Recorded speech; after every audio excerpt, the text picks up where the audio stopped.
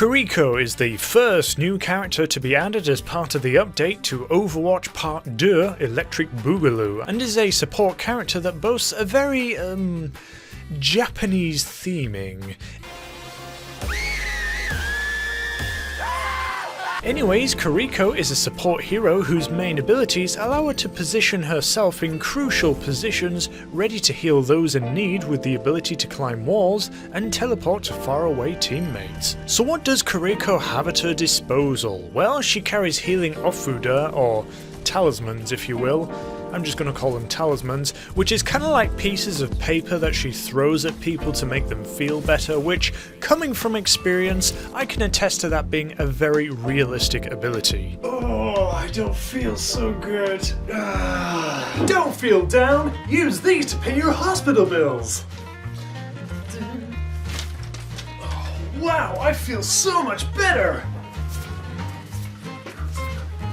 This shoots in 5 bursts of 2 with a total ammo of 10, so 5 shots shooting 2 at a time. You follow me? But most of the time you'll end up just using all 10 at once, especially in the erratic action of Overwatch, so just keep firing and reloading as you normally do. Each talisman heals for 13 health points, times that by 2 for a single burst, that's 26, times that by 5 for all 10 talismans means that Kiriko can heal for 130 health per healing barrage.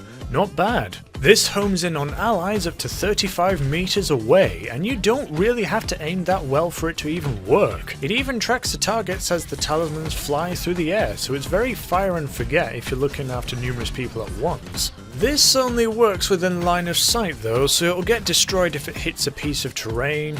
It can also be shut down by enemy moves like D.Va's Defense Matrix, Orisa's Javelin Spin, and Sigma's Kinetic Grasp, as well as barriers set up by the enemy team. A handy little trick to figuring out how far the maximum range these things will home in and reach allied players is by seeing if Kiriko's teleport ability is within range to a player that you're aiming at, since they both share the same 35 meter effective range. Another handy little thing to know about the talismans is that they actually change colour mid-flight depending on if they're tracking or not. They'll turn yellow if they're following a player, and they'll turn blue if they're just flying in a straight line. The talismans do nothing at all to enemy players, so unless you want to show off or boast or make yourself look stupid, it's probably best to switch to Kiriko's alternate fire. That being the Kunai, which with a base damage of 40 and a slow rate of fire at just 1 shot every half a second, on their own the Kunai make for a very low DPS weapon that is hard to aim. However, with a headshot bonus of ×3, the Kunai can become one of the most OP weapons in the game, assuming that you can aim perfectly well, which of course without using illegal cheats is going to be impossible, but the fact that the Kunai are unaffected by gravity, the hitboxes of heroes are rather large, and using the Kunai in situations like long tight corridors and locking your aim to head height can help you out a little bit, and improve your chances of hitting the enemy. Most of the time I prefer to just mainly heal the team using Kiriko. I mean, that is what support is meant for after all, and switching between the usage of the talismans and the kunai can take up a little bit of time, so if you're trying to get a kill on someone and you end up missing out on healing a critically damaged ally who ends up dying because you were just trying to kill someone, you end up with a team saying stuff over voice chat along the likes of, "Oh my god, what you doing? Bro, why are you trying to kill him? Healing, bro! Oh my god, you're a healer, just heal already! Look at this dude! One of Kiriko's signature moves is the ability to teleport. She can look at members of her team, even through walls, and instantly teleport to them so long as they are within 35 meters or closer, even those who happen to be in mid-flight. As previously mentioned, this is also the maximum range that the healing Ofuda talismans will lock on and home in. This ability is great for getting back into the fight after respawning, escaping from a losing firefight, getting to those in crucial need of healing, and even the odd occasion where you may fall out of the map.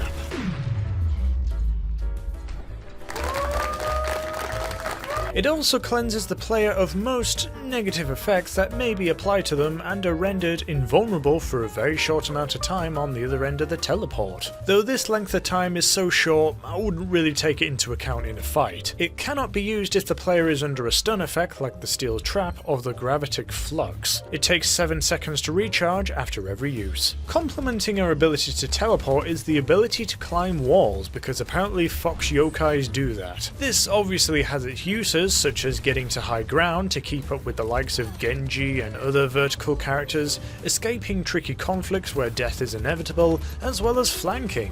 Taking advantage of higher ground and being on top of buildings, and the fact that her healing offered of talismans can home in on allies, means that if you were inclined, you could have an easy time staying out of trouble with many choices of escape if the enemy so much as look at you the wrong way.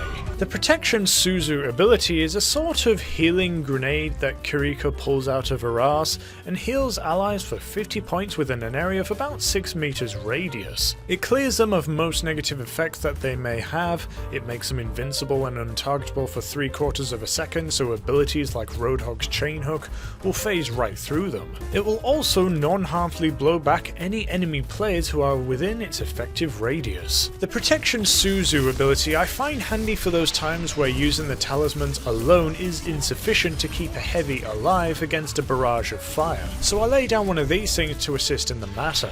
Hell, if your timing is good and you can see a deadly ultimate heading your way, you could throw this thing down and use the 3/4 second invulnerability to cancel them. Finally, there is Kiriko's ultimate ability, Kitsune Rush.